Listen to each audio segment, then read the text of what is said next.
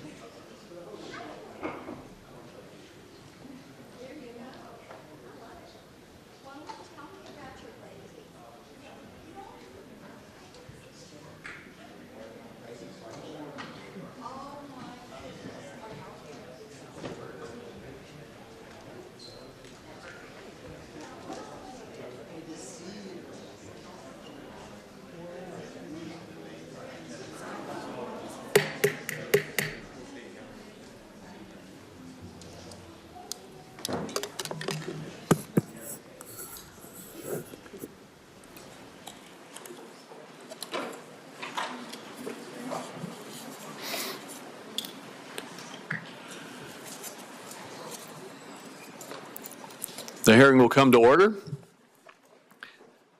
Thank you to our nominees, Mr. Kimmitt and Mr. Kies, for being here today, and congratulations on your nominations. We thank you both for your willingness to serve. Today we will hear first from William Kimmitt, who is nominated to serve as Undersecretary of Commerce for International Trade. If confirmed, Mr. Kimmitt will oversee the Department of Commerce's International Trade Administration, or ITA. Importantly, the ITA promotes market access and redresses unfair trade practices. Both functions are critical to American prosperity. In terms of market access, American farmers and manufacturers win when they have a chance to compete. ITA helps to facilitate those opportunities. Our manufacturing and agricultural industries are second to none, and we need to make sure they have opportunities to fairly compete at home and abroad. Mr. Kimmitt, given your background, I'm confident that you will give and make important contributions to trade, and I look forward to working with you if confirmed. Moving to our other nominee today, Mr. Kies, who is nominated to serve as Assistant Secretary for Tax Policy at the Treasury Department, is no stranger to many of us. The Assistant Secretary for Tax Policy is the senior advisor to the Secretary of the Treasury for analyzing, developing, and implementing federal tax policies and programs. Mr. Kies, if confirmed, will be a vital partner in Congress's efforts to enact pro-growth tax policy and ensure that it is properly implemented. My Republican colleagues and I are committed to preventing a $4 trillion plus tax hike on the American families and businesses and delivering additional tax relief to middle-class workers and families who've struggled to keep up due to historic inflation over the last 4 years. We're also committed to making permanent the proven tax policy of the Tax Cuts and Jobs Act. Making this tax policy permanent will provide the certainty that businesses need to make long-term investments that drive growth, and will also provide the stability that families need as they save and plan for the future. Fear-mongering and mischaracterization aside, the generational reforms we made in 2017 strengthened investment, boosted economic growth, increased take-home pay, and reduced poverty. The TCJA made the tax code more progressive, helped all Americans keep more of their hard-earned money, and fostered a growing economy that powered median household income to an all-time high. Permanently extending and building upon our current tax framework is the best way to restore economic prosperity and opportunity for working families. Mr. Kies' wealth of experience in the world of tax policy makes him eminently qualified to assist us in that effort. Mr. Kies spent a total of 47 years as a tax attorney. His experience covers every aspect of the Internal Revenue Code, and since 1981, he's been involved in every significant piece of federal tax legislation. He's also had a first-hand understanding of the legislative process, having served as Chief Tax Counsel on the House Ways and Means Committee and as Chief of Staff on the Joint Committee on Taxation. Mr. Kies, if confirmed, I look forward to working with you to deliver on President Trump's economic agenda. Thank you again, Mr. Kimmitt and Mr. Kies, for your time today.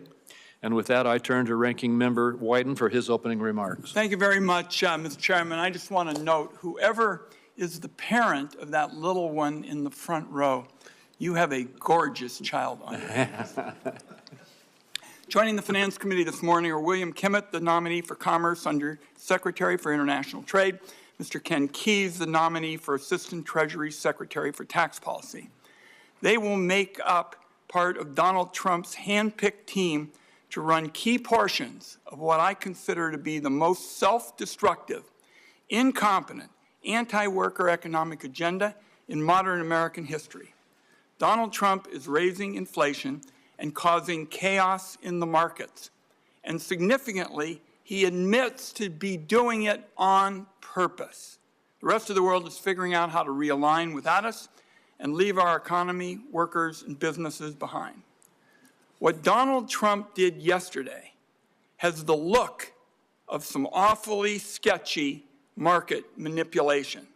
And although he had clearly enjoyed basking in the headlines about a market bounce, the celebration was premature. Here's the way I think you have to look at it. If you went back a couple of months and handed Donald Trump a clean slate, and he announced a 125% tariff on imports from China, a 25% tariff on Canada and Mexico, a 10% global tariff, and additional tariffs on aluminum, steel, and cars, you'd have some investors and financial people and quite a few typical citizens feeling like they ought to light their hair on fire.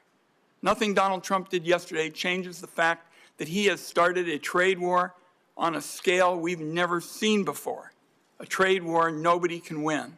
The guy calling the shots either doesn't care or doesn't understand that the tariffs in place today are still going to raise the cost of living for the typical family by thousands of dollars per year. Workers are terrified now about what's ahead, the possibility of a recession, and Trump's cabinet offers zero consolation. The Commerce Secretary says all is well because Trump's plan is to bring back sweatshop labor. Sweatshop labor would be coming to the United States. The Agriculture Secretary says families struggling to pay for food amid rising costs ought to return to subsistence farming. Meanwhile, Donald Trump and Republicans are working overtime to ram through the Congress a tax bill that amounts to a multi-trillion-dollar bailout for billionaires and big corporations. So that's where things stand today as the Finance Committee meets to discuss these nominations. Now, when you set aside the fancy job titles and look at what Donald Trump's tax and policies are accomplishing, Donald Trump has nominated Mr. Kimmitt to serve as sort of a grim reaper for the middle class, and Mr. Kies to turn the Treasury Department into an ATM for the ultra-wealthy. Mr. Kimmitt has been in the building working at the Commerce Department for a while. This means this committee has another opportunity to question a Trump official on what I think the central issue is with respect to these tariffs. What is the plan? Donald Trump has proven that no one, not the American people, not our trading partners, no one can trust what he says. Everybody who works for him has got a different story, in fact, to explain what all the chaos is supposed to accomplish. It's possible the reason they can't give a straight answer is these tariffs aren't designed to solve an actual trade or economic challenge. They're designed to soak typical workers with higher taxes in order to have money to have more handouts for people at the upper portion of the top. According to the nonpartisan Joint Committee on Tax, the price tag for the Trump Republican tax agenda is now up to $7 trillion. And the biggest winners by far will be big corporations and the wealthy. Republicans have locked our side of the aisle out of this debate. There's no discussion of the biggest economic challenges Americans are facing today. They're not talking about how to build more housing, which is what I hear about at all of my town meetings. Rent, mortgages, housing. No talk about it here, though. Lots of talk about it at my town halls. The Trump people aren't talking about how to increase wages and create more good-paying jobs. Not talking about how to help Americans find affordable health care. They're not talking about helping parents with astronomical costs of child care. But they're spending plenty of time on the agenda of the billionaires and multinational corporations and thinking a lot about how everybody else is going to be on the hook to pay for them. If confirmed, Mr. Kies and Mr. Kimmitt will immediately get busy getting that harmful agenda drawn up and signed into law. So this is a very important hearing, I would say to my colleagues, and we'll have plenty of questions for our guests, and I welcome them. Thank you. Thank you, Senator Wyden. You know, only in Washington is stopping a $4.3 trillion tax increase considered to be an increase in the deficit. Today, we're honored to have our former colleague, Senator Portman, and our current colleague, Senator McCormick, here to introduce our nominees. Welcome to the committee. Before turning it over to our guests, I have 4 obligatory questions that we ask all nominees before this committee. If you could both please answer verbally. First, is there anything that you are aware of in your background that might present a conflict of interest with the duties of the office to which you have been nominated? No, Senator. No. Second, do you know of any reason, personal or otherwise, that would in any way prevent you from fully and honorably discharging the responsibilities of the office to which you've been nominated? No. No, Senator. Third, do you agree without reservation to respond to any reasonable summons to appear and testify before any duly constituted committee of Congress if you are confirmed? Yes. Yes. And finally, do you commit to providing a prompt response in writing to any question addressed to you by any senator of this committee? Yes. Yes. Thank you. We'll begin with Senator McCormick to introduce Mr. Kimmitt before his opening statement. Thank you, Mr. Chairman. Thank you, Ranking Member. And welcome to both of our nominees and to your families. Congratulations on your nomination. It's a great privilege for me to be before this distinguished committee today to introduce my friend William Kimmitt. The man sitting next to me today is an experienced litigator, a dedicated public servant, a father to 4 kids, and a husband to his beautiful wife, Heather. And I think we see at least 3 of those kids here today, and Heather here. Thank you for being here. I have known William, however, since well before these accolades, before he was a standout football player at Duke. I had the great honor of serving as Undersecretary of the Treasury with William's father, Ambassador Bob Kimmitt, who was the Deputy Secretary at the time. And Bob's friendship and mentorship have been invaluable to me and to my wife, Dina. And Bob's legacy of service as a combat veteran, as a distinguished senior government official for 3 Republican presidents at the highest levels of government, are well known by many here today and a real tribute. William carries that same stock and that same proud family tradition of service. As a partner at Kirkland & Ellis, William previously served as counselor to U.S. Trade Representative Bob Lighthizer during President Trump's first term. In that role, William played a key role in implementing the U.S.-Mexico-Canada trade agreement. He defended U.S. steel and aluminum industries, and he worked tirelessly to put interests of Pennsylvanians and American workers and farmers first. Finally, and most important, William is not only the son of a proud Pittsburgh native, his incredible, wonderful mother, Holly, he's also married to a daughter of Allentown. So this is very impressive. William, you're an honorary Pennsylvanian, at least for today's hearing. I have the utmost confidence that if you're confirmed, William will continue to serve his country honorably and with distinction as Undersecretary of Commerce for International Trade. And so thank you, William, for your willingness to step into the arena at this uniquely consequential moment. I urge all of my colleagues to support this nomination. Thank you. Thank you, Senator McCormick. And Mr. Kimmitt, before we go to your testimony, we will have our other guest, former Senator Rob Portman, introduce Mr. Kies, and then, as is our custom, we will excuse our introducers and go to the testimony. Senator Portman. Thank you so much, Mr. Chairman, Ranking Member Wyden, friends, and former colleagues on the Finance Committee. It's a great honor to be before this committee this morning, and congratulations to both of the nominees. It's also a privilege to introduce Ken Kies. Ken is a longtime friend and cum laude graduate of both Ohio University, undergrad, and the Ohio State University College of Law. He still roots for Ohio State football and basketball, but he also got an LLM taxation from Georgetown University Law Center, as an aside. It's good to see Kathy here this morning, his wife, who's also a Buckeye, and their 2 daughters, Catherine and Kylie, and, of course, granddaughter Chloe, who was referenced earlier, with her baby doll, whose name is Baby Doll. Good to have you guys here to support your father and husband and grandfather. As a member of the Tax Writing Ways and Means Committee in the U.S. House, I had the privilege of working very closely with Ken over the years when he was Republican Chief Tax Counsel at Ways and Means and when he was Chief of Staff at the Joint Committee on Taxation. In both roles, Ken demonstrated sharp intellect, sound judgment, and deep policy expertise that made him one of the most respected voices on Capitol Hill on matters of taxation. In both roles, he was outstanding, and his understanding of the federal tax code, to my view, is encyclopedic. Over more than 4 decades, he's engaged with virtually every aspect of our tax system, from legislative drafting, of course, but also revenue scoring and joint tax, implementation, and even tax administration. In fact, former member of this committee, then House member Ben Cardin, and I worked very closely with Ken on landmark IRS reform legislation back in the 1990s. He was, of course, deeply involved in the landmark 1986 tax reform effort, and since then has played a significant role in shaping, advising on, or analyzing nearly every major piece of tax legislation that has come before this committee. His ability to dissect complex tax provisions and explain them with clarity has made him an invaluable resource to policymakers, to me, to practitioners. There's no question that he's qualified to serve as Assistant Secretary for Tax Policy. When I heard about his nomination, I immediately contacted Ken and said, thank you for being willing to serve.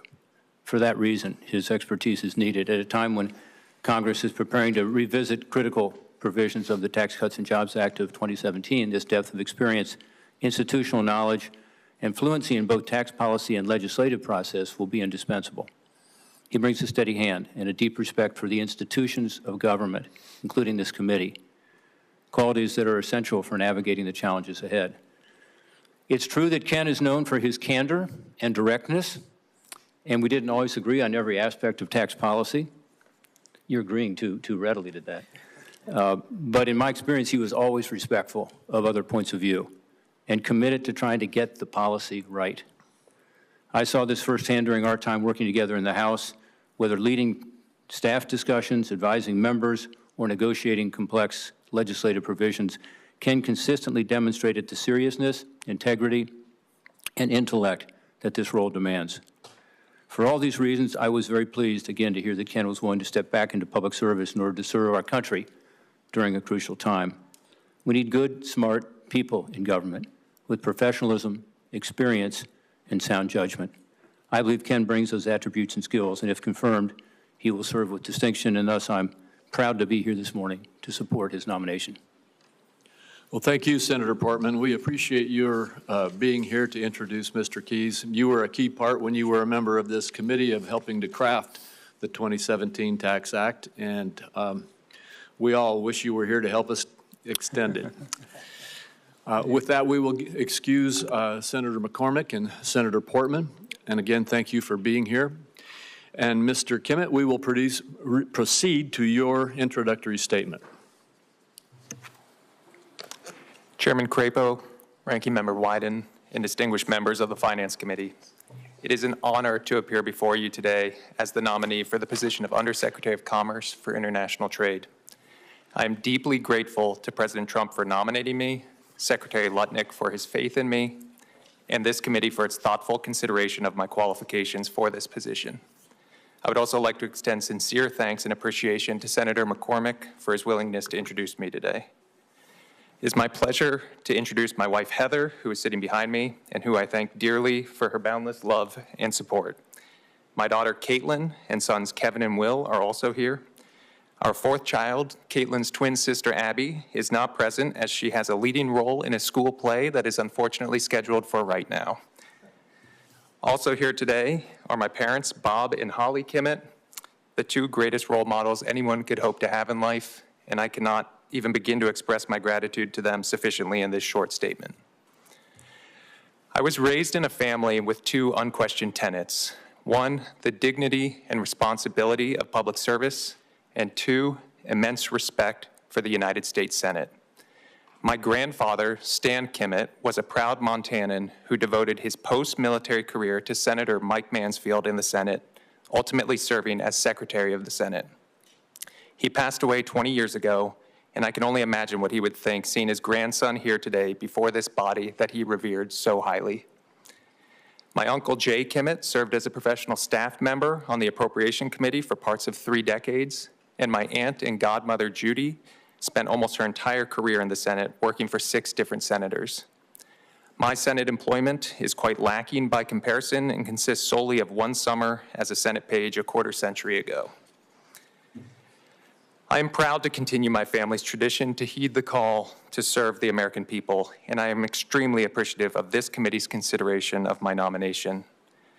As counselor to the United States Trade Representative, I had the privilege of working directly on major trade negotiations and matters, advising on policy decisions that affected industries across the American economy.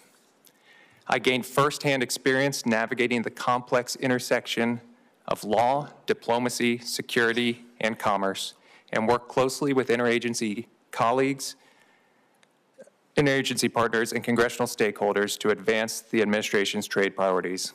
I have also spent over a decade in private practice representing U.S. companies in a broad array of litigation matters, including many with trade and international dimensions.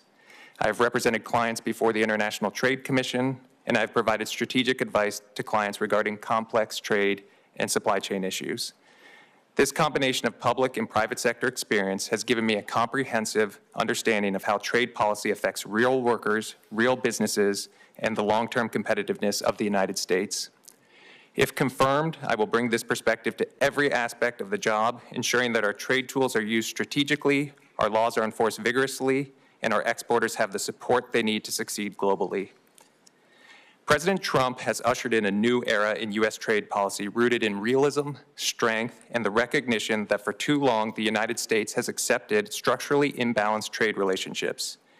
These imbalances resulted in U.S. factories closing by the thousands, vulnerabilities in our supply chains and national security, and American workers undercut by unfair competition. President Trump has sent a clear message to our trading partners. The United States will no longer tolerate economic arrangements that disadvantage Americans, and our trading relationships must serve the interests of the United States, not abstract principles, and certainly not America's adversaries. In this moment of trade recalibration, I believe the role of the Undersecretary of Commerce for International Trade is more vital than ever. The International Trade Administration, which I would be honored to lead, plays a crucial role in promoting American exports, enforcing our trade laws, ensuring a level playing field, and attracting foreign investment in the United States. If confirmed, I will ensure that the ITA will be a champion for American workers and industries and that their interests are promoted and defended in a complex and competitive global marketplace. I believe our approach to trade must be pragmatic, rooted in American values, and guided by a strategic understanding of our national interests. I recognize the immense responsibility that comes with this nomination. If confirmed, I will work every day to advance a trade policy that delivers results for the American people. And I will remain committed to the foundational truth that the United States succeeds when its citizens are empowered to innovate, produce, and thrive. In closing, I want to reiterate my gratitude for this opportunity. I am deeply honored by the prospect of leading the International Trade Administration and contributing to its vital mission. Thank you again for this opportunity to appear before you today. I look forward to answering your questions. Thank you, Mr. Kimmitt. Mr. Kies. Chairman Crapo, Ranking Member Wyden, and distinguished members of the Senate Finance Committee, it is an honor to appear before you today. I feel privileged to have been recommended by Secretary Besson and nominated by President Trump to serve as the Assistant Secretary of Tax Policy. As a former Chief of Staff of the Joint Committee on Taxation, I have deep respect both for this committee and the institution of the Senate. I would like to thank my family, who have been a constant source of inspiration and support for me throughout my career. My wife, Kathy, my two children, Kylie and Catherine, and my granddaughter, Chloe, who's apparently the star, and my other granddaughter, Natalie, who would be here except 9 to 10:30 is her nap time, and she'd be cranky if she were here. My third grandchild is also here, but won't be making his official appearance until May. I would like to express my thanks to those members and staff who I've been able to visit with over the last couple weeks. I grew up the son of a career Army officer, Colonel Robert H. Keyes. My father was a true American hero, severely wounded and a prisoner of war in Korea, and 2 tours in Vietnam in '61 and '68. His experience in Korea is recounted in David Halberstam's book, The Coldest Winter. He was recommended by Senator Rick Scott for the Medal of Honor, but unfortunately died on December 7, 2023, having lived a full 97 years. He truly inspired me to work hard on my career and my education. His life is recounted in his own autobiography, 0 to 90. My mother, Ruby Keyes, who gave me undying support, would be particularly proud of this moment. I was born at Fort Benning, Georgia, moved to Mainz, Germany, Fort Ord, California, Santa Barbara, California, Fort Wainwright, Alaska, and then Great Falls, Virginia, before going to college at Ohio University in Athens, Ohio. I stepped down as the managing director of the Federal Policy Group on March 14, 2025, a position I had held since 2002. Prior to the Federal Policy Group, I was the co-managing partner of the Washington National Tax Services offices of PricewaterhouseCoopers. Prior to joining PricewaterhouseCoopers, I served as the Chief of Staff of the Joint Committee on Taxation from '95 to '98. During my tenure as Chief of Staff, I oversaw the development of major tax legislation, including the Taxpayer Relief Act of 1997, the first net tax cut since 1981, the Small Business Protection Act of 1996, the Health Insurance Portability Act of '96. I also helped design and negotiate the IRS Restructuring Act of 1998 with Congressman Portman and Senator Ben Cardin and Secretary of the Treasury Robert Rubin. In 1997, I initiated a year-long project to analyze the potential to do macroeconomic estimates of major tax policy changes, which resulted in the publication of the Joint Committee on Taxation's modeling project in December 1997. At that time, it was the most significant project of its kind and was the beginning of the effort to bring this estimating capability to the Joint Committee that exists to this day. I was the co-chair with Michael Boskin, former chair of the National Council of Economic Advisors under George Herbert Walker Bush of the 1996 Ways and Means Retreat under Bill Archer. While I left the Joint Committee in 1998, I continued to serve at the request of Speaker Newt Gingrich and Chairman Archer in an effort to negotiate a permanent long-term solution to the solvency of the Social Security Administration with the Clinton administration, in particular with Gene Sperling and Larry Summers. That effort culminated in my participation in the December 1998 White House Conference on Social Security, along with fellow panelists Martin Feldstein and Robert Reischauer, former head of CBO. This project is recounted in a book on the history of the Social Security system entitled The People's Pension. This effort to permanently restore the solvency of the Social Security system after making significant progress foundered due to political developments. Prior to becoming Chief of Staff of the Joint Committee, I was the firm-wide chair of the tax practice of Baker and Hostetler. From 81 to 87, I served as the Republican Tax Counsel to Ways and Means, where I worked on not only the 81 Act and the 86 Tax Reform Act. These opportunities have afforded me an opportunity to work with virtually every aspect of the tax code. If confirmed, I would be honored to serve as the Assistant Secretary of the Treasury for Tax Policy. Thank you. Thank you, Mr. Kies. Mr. Kimmitt, I'll go to you first. As I mentioned in my opening statement, American farmers and manufacturers win when they have a chance to compete. Importantly, the Global Markets Division of ITA seeks to promote U.S. exports. If confirmed, how would you plan to support this important function, particularly at a time of increased retaliation against American companies and farmers? Thank you for the question, Senator. And you're, of course, absolutely correct. The Global Markets Unit in the International Trade Administration plays a vital export promotion function, and key to that is providing market access to our farmers and our ranchers. And the Global Markets Division has the U.S. Export Assistance Centers throughout the country. They have the rural export centers to work with farmers and ranchers to identify market opportunities and market access. So if confirmed, I absolutely would give a comprehensive look to those programs and figure out how they can bring the most efficiency and the greatest benefit to our farmers and ranchers to promote their exports abroad. Thank you. And Mr. Kies, as you are well aware of our efforts to preserve the expiring Tax Cuts and Jobs Act. It will protect everyday Americans from a $4 trillion tax increase. The child tax credit would be cut in half if it expires, and the standard deduction, which about 90% of all taxpayers now utilize, would be significantly reduced. Lower and middle income earners who are already struggling with years of inflation will be hit particularly hard. Given your depth of experience in tax policy, could you please discuss your views on the importance of permanently extending the TCJA and the potential benefits to our economy?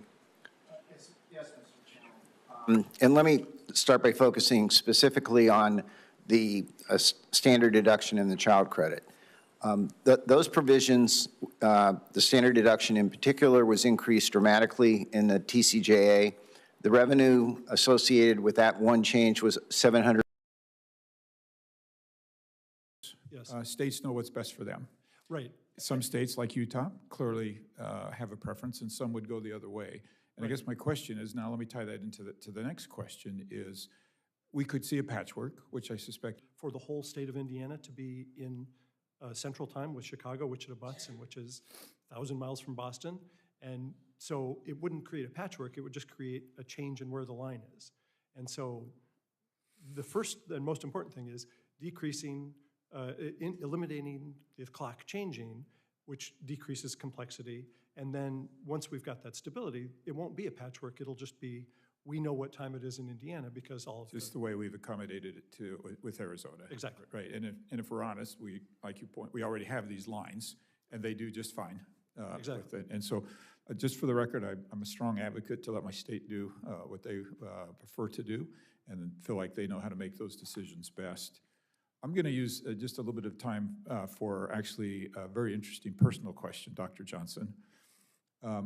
Given all the effects that we've heard about, what's the likelihood that if somebody had a profession where they were moving across the country twice a week and changing time zones an hour or 2 hours or sometimes 3 hours, that they would be subject to those same problems? So, a lot of us can relate to jet lag. One thing that happens with jet lag is you're moving to a new time where the sun is in the sky. And so we adjust to that. Within a day or two, we get to the new time zone, depending on how far we're going. What happens with going to permanent daylight savings time is we're changing the clock time, but we're not changing the sun. That's why there's this perpetual misalignment that has more stresses and harms to our body over the long run. So very frequent time travel with a lot of adjusts is a big strain on the body. But for most people that don't do it all the time, we do adjust within days, and we can get, that better health and more misalignment or more alignment of our rhythms within days. Unless within days you're going back to the previous time zone. That is why the really frequent, not good. All right, I think I've made my point. I'll yield to the ranking member. Thank you to my fellow freshman and classmate, Senator Curtis, and also thank you to Senator Cantwell for the opportunity to be ranking member today. And I also want to thank the witnesses. This is one of the issues that a lot of times we will get messages from our constituents. People have strong opinions, and I was literally in a meeting before this with a CEO of a company who asked, well, what do you think? And so this is something that does touch on so many. And I want to start my questions with you, Dr. Harkey, because year-round daylight saving time would mean later sunrises in the mornings. More people may be commuting to work or to school in the dark. Some people have raised concerns that this would put their children at greater risk of being hit by cars while walking to school. Pedestrians are more likely to be killed in traffic accidents, as you stated, in the dark because it's harder for the drivers to see them. And in the 1970s, it was widely reported that mothers raised significant concerns about their children walking to school in the dark in the winter. Nationwide, over 70% of fatal accidents involving pedestrians occur at night. Dr. Harkey, no matter what time the sun goes down, what roadway improvements can cities and states make to reduce pedestrian fatalities?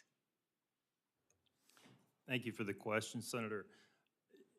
That is exactly what our study indicated, is that it's not about the shifting of the time that we're going to have darkness, regardless of which decision you make, which policy decision you make. And so that's what we're looking for, is to try and figure out how do we make pedestrians and bicyclists in particular safer in those dark hours, whether they're in the morning or whether they're in the evening.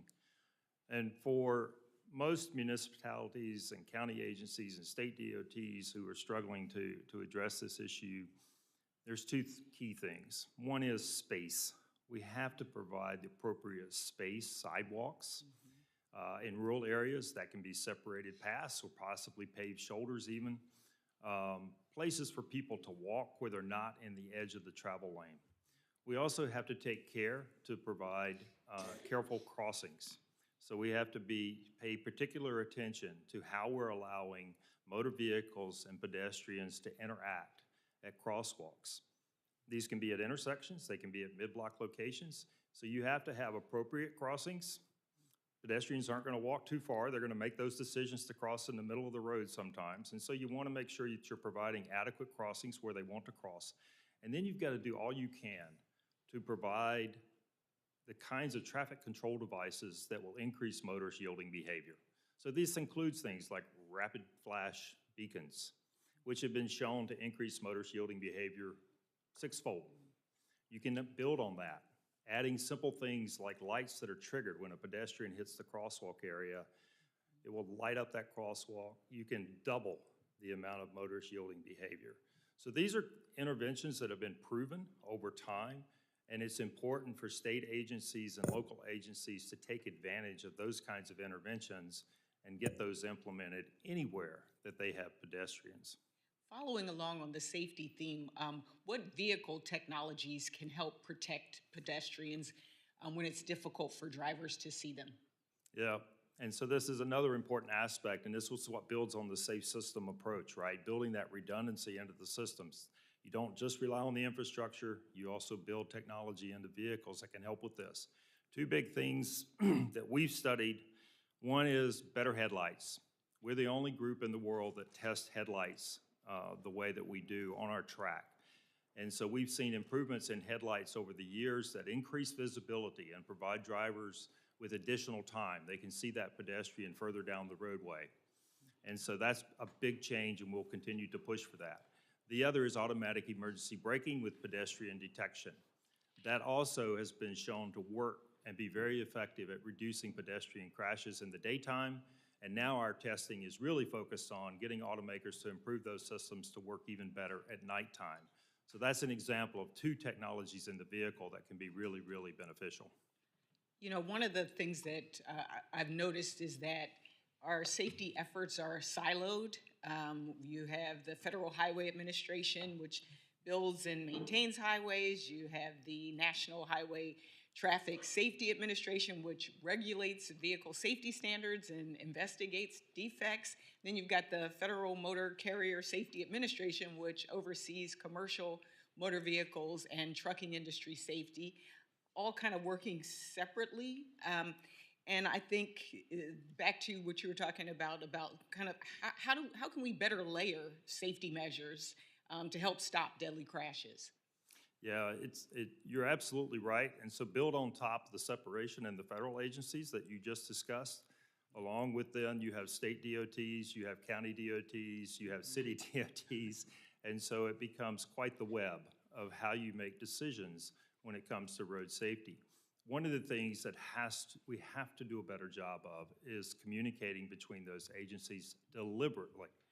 And so there is no single authority of the ones that you mentioned that has complete authority over every decision on our roadway system when it comes to safety. And so these agencies have to do a better job of communicating together deliberately, and not just at the executive level, but at the staff level. Because it's at the staff level where people know what interventions work best and how to apply those in a way that you create that redundancy in the system that we were talking about. So whether it's infrastructure, whether it's vehicle, whether it's changing behaviors, that communication amongst the staff is absolutely critical. Great, thank you, and was really interested to hear about your 30 by 30. So in the interest of time, I will yield back to the chairman. Thank you very much, and I want to thank each of the witnesses for being here on what is a very interesting topic, an important topic, and complex topic. There are very real and complicated issues and countervailing arguments on both sides. I think there is widespread agreement on locking the clock, but where to lock it. The reason we're holding these hearings is because these are real arguments, and they have real impacts on people.